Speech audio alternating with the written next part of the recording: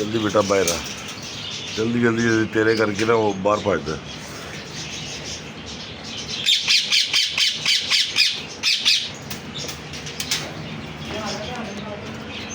नहीं मेरे ना उन्होंने कोई मसला नहीं।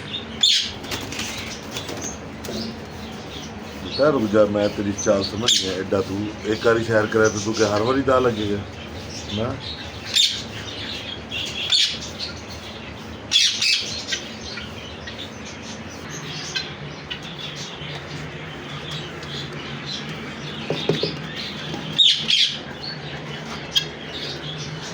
आज पौधे भी नहीं लगा के नहीं लगाने हैं जी, दाना करने में। हम टोटल देसी तरीके से दाना साफ करवा रहे। वाह रे वाह, धीमे छा गए तू तो।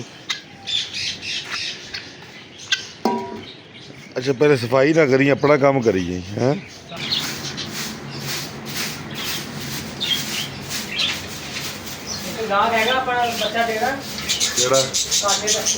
नहीं हम थोड़ा बड़ा आएगा, फिर बड़ा आएगा फिर दवांगा करना है।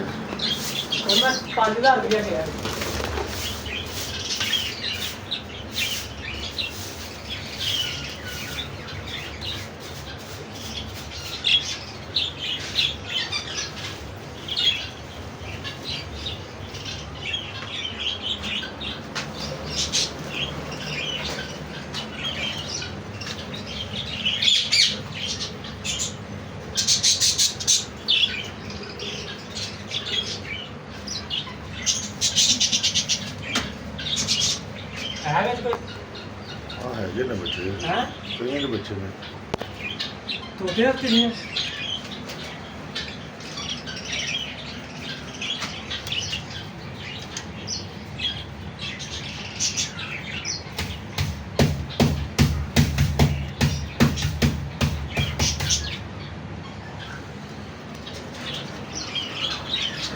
आओ भाई नहीं सफाई करो करो करो।